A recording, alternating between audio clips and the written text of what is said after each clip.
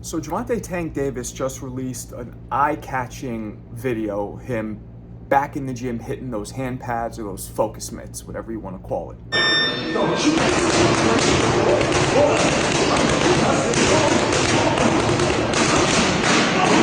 And that got me to thinking, when you look at Gervonta Tank Davis's work, it's breathtaking, it's impressive, but you see a specific trend that's been happening ever since Floyd Mayweather, who was the first person to come out and really glamorize the mitt work. He was that first guy who had flash and flair to it, but it started to draw criticism from the boxing world. Is that really realistic? Is that really necessary? Does it benefit you, or is the whole thing for show? So I wanted to take a little dive into this topic after also getting a few comments and questions from my subscribers asking my opinion on if I think mitt work and pad work, especially today's mitt work and pad work, is actually an effective training tool. So let's get into it. Let's start by taking a look at classic Floyd Money Mayweather pad work. Now I say money because Pretty Boy didn't do it like this, and his whole persona and approach to boxing was different. So Floyd Money Mayweather doing pad work with Roger Mayweather, the classic duo. Let's check this out. So there they go, they're going. He's just kind of tapping the pads, not putting much effort into it, not putting much speed or power. A little bit of behind the back, a little ducking, another behind the back shot. There we go, more padding. There's a couple ducks. So it's just a lot of, all right, so let's look at that again in slow motion. So here you go, he's tapping. Now Roger goes behind the back, and now watch this slowly here. Roger slaps Floyd on the shoulder right there. So that's supposed to be Floyd's shoulder roll. But as you can see, this seems to be a lot more for show because he's not actually moving out of the way of a punch. Roger's not actually trying to hit him. Roger's literally just tapping on his shoulder to give the illusion of a shoulder roll. So this mitt work it's very flashy and it catches your eyes, and Floyd was the first to do it like this, especially with the whole behind the back thing, but it didn't seem to have much effort put into it or much reality in terms of preparation for an actual fight. So now I want to take a look at classic Mike Tyson pad work. Now this, as you'll see, is very different. Let's check it out. So you see, okay, so now this one, Kevin Rooney's just throwing at Mike. Mike's bobbing and weaving. That was a purely defensive one. Now Mike's throwing some punches, bobbing and weaving after. Now Mike starts throwing shots, bobbing and weaving after. Here we go, they line up. Now Mike digs down, throws some hard body shots, and spins to the side. There we go, Mike again, throws a couple hard shots, bobbing weaving after, another couple hard shots. All right, so as you see, Mike Tyson uses his pad work, or used to, for primarily defensively, to elude shots, because that style, that peekaboo custom model style, was very much a defense first style. So Mike Tyson does a lot of defensive movement with the pad work, but then also uses the pads to explode forward and move. So Tyson's use of it seemed very, very realistic and applicable to what he would do when he's in the ring. And he's also throwing full force in those shots. He's definitely not holding back. Now I want to take a look at Sugar Ray Leonard. Now, he's a legend, and it was hard to find any pad work from Ray Leonard. As a matter of fact, it was very hard to find any pad work from most fighters in the 90s and 80s and before. In the 2000s and up, it seemed like pad work was a lot more prevalent, and you could find way more clips. But here's a quick clip of Sugar Ray Leonard hitting the pads.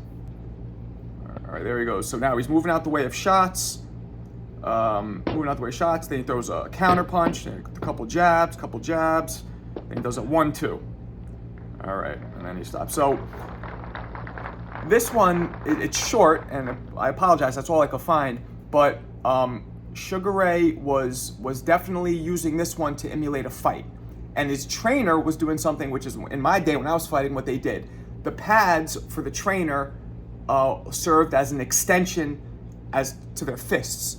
So they would throw as if it was gloves and also pads. In today's day, they actually make a specifically customized pad/glove where you can hit it. It's a pad surface here, but then there's also a rounded knuckle area with a little cushion, so the trainer can actually throw a punch at the fighter, but then also catch it as a pad.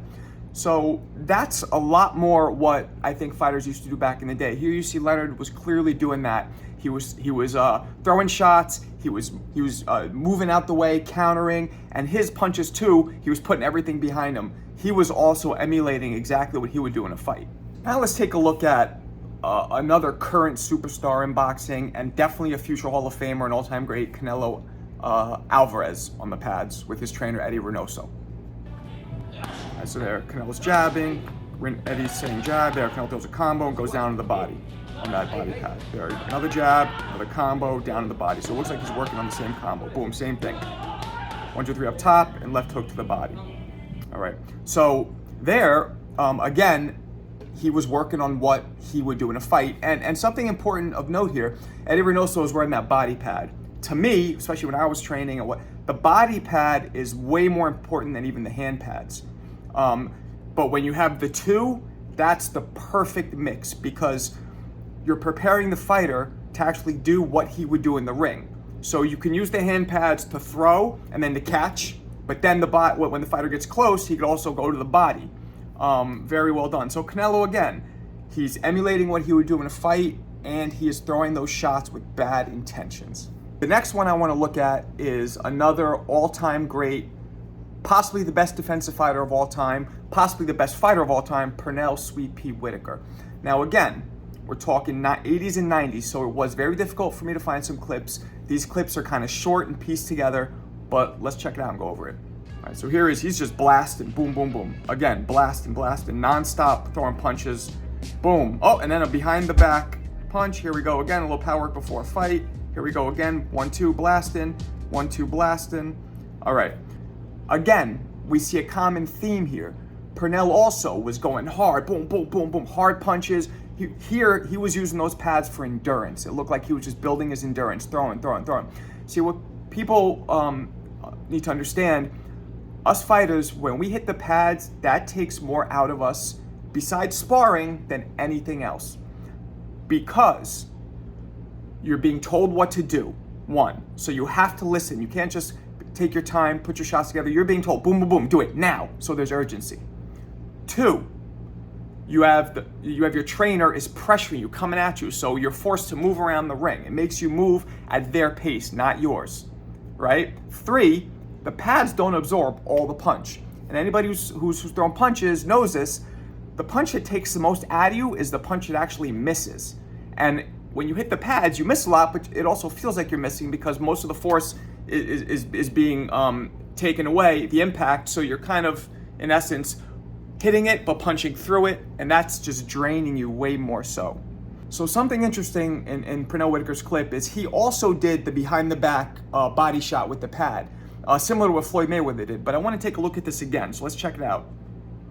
All right, so there you go, Pernell's boom, boom, boom, throwing, endurance, and his trainer stops and puts the pad there. Okay, so there's an interesting difference. So his trainer there stops and he puts the pad right here, right? So the difference between that and Floyd was Floyd's trainer, Roger Mayweather, was going behind the back and going like this, right? Taking it from here and going behind his back and letting him hit here. Whereas Pernell's trainer just went like this. So there's a big difference. Now, look, Pernell Sweet Pea Whitaker was also known to be super flashy and super defensively minded like Floyd, but he definitely had that flash. So a part of that was probably flash, but people don't realize it's very common for body shots for trainers to take the pads and either do this or take both hands and do this. So that's a common thing. So the difference was the flash, right? Roger Mayweather did it to pretty much show his skills off as much as to try and show Floyd's skills off, right? To catch eyes, to fit that Money Mayweather personality, and to have, sell tickets. Pernell's was definitely different and was more of a practical shot. Last clip I want to look at is Hall of Fame trainer Robert Garcia talking about the hand pads and Floyd specifically. And and also touching on something Julio Cesar Chavez used to do or didn't do regarding the hand pads. Let's listen to that. There's a lot of other trainers that do all this flashy stuff. Yep. but you don't do that in a fight. So we do what you're gonna do in a fight. It's the jab, the 1-2. Mayweather never did those mitts in a fight. Counter. It's a lot more technical. But Mayweather is the only one that could, do all that and throw very few punches in a fight. But when you see a Mayweather who everybody copies, of course, he wants to be like, and that's when they start doing, coaches start doing it to every fighter. They're not supposed to. What about this? Chavez Sr. never did mitts except for a little period. Until he started training with Emmanuel Stewart. You know that? Yeah. Chavez Sr. never did mitts. Never did mitts. Only sparred and heavy bag. That's it. Never did. He doesn't know how to hit the speed bag either. And he's still in shape. Yeah. He said the only thing he did was heavy bag and sparring. A lot of sparring. Okay, so there Robert Garcia mentions Floyd Mayweather was the first to do all the flashy pad work, right? But an interesting fact, Floyd did all that, but never threw that kind of an output in the ring at an opponent, especially as Money Mayweather. Because as Pretty Boy Floyd, he actually did throw that kind of output at fighters, but he wasn't doing that as Pretty Boy. He was doing that as Money Mayweather, and that generation of fighter and fight fans didn't know what Pretty Boy looked like. They just knew what Money looked like. So Robert was kind of pointing out, I guess, the irony or the hypocrisy in Floyd doing all this flashy pad work, but then not ever being able to do that in a fight, because, and not just him, most fighters can't do that, because a lot of people say that throwing that many all that is unrealistic. I mean, there's only a couple fighters in history that I've ever seen throw that many punches in a fight on an opponent, especially in that flashy manner. Roy Jones, Meldrick Taylor, and Floyd did do it. If you want to watch him fight Corrales and Chop Corley, there's a couple people he did it, but in general, it's not that used. But something that was amazing was, they both said Julio Cesar Chavez, the legend from Culiacan, Mexico, he didn't even ever hit the hand pads. Never. He just didn't do it. He didn't do a speed bag either. And I kind of agree with the speed bag, and this is a totally separate video, but speed bag is great when you're first learning boxing, because it gets you in the habit of keeping your arms up, it builds that shoulder endurance, and it gets you in the habit of getting good rhythm. But once you learn how to do it, it's pretty much useless once you're actually a mid-level fighter and above. But Chavez didn't do the hand pads. And, I researched Sugar Ray Robinson, I researched Willie Pep, I tried to find Ali hitting the hand pads, Muhammad Ali. It was hard I couldn't find any footage of fighters from basically the 80s and earlier even hitting the hand pads. The closest I got was I saw Sugar Ray Leonard. Now, I'm not saying they didn't hit the hand pads, because these guys absolutely hit the hand pads. They did, but it was way less prevalent. It wasn't used that much, and it absolutely wasn't used as a marketing tool to catch eyeballs and for flair. So I guess there's a few things we can take out of what we just learned, right? First thing is the hand pads have absolutely evolved, and the whole, it is shifted into kind of what more today's culture is. Today is more eye-catching, get views. It's more about showing than it is doing, right? So the hand pads back in the day from the legends earlier on, 80s, 70s, and before, even most of the 90s, they were using it practically. They were using it to dodge shots from their trainers, come back with hard counters. They were using it for defense. They were using it to sharpen their offense, their endurance, and they always threw hard on the pads. Always threw hard, always went hard, and it is absolutely, next to sparring, the most draining thing to do for a fighter. It builds your endurance like nothing else besides sparring.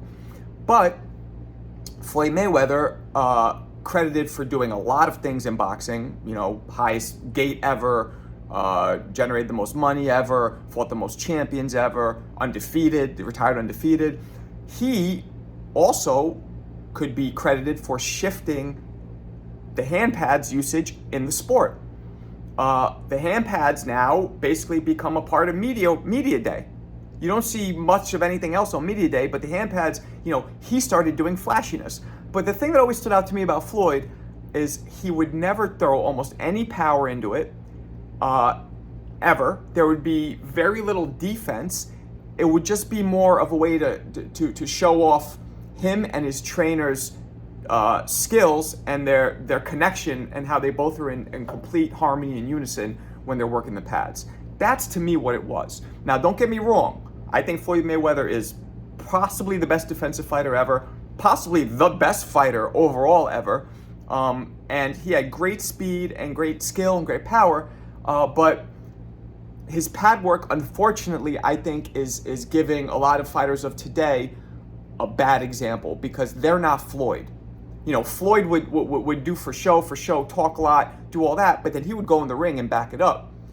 The problem is a lot of these fighters see that and they do it, and those hand pads, the way that they're done now, for the majority of fighters, do not prepare you for a fight. They do not build almost anything at all. They don't build power. They can build speed the way Gervonta Tank Davis did it. That was crazy speed. But even that, he was pity-patting. He wasn't turning shots over. Like, he doesn't punch like that.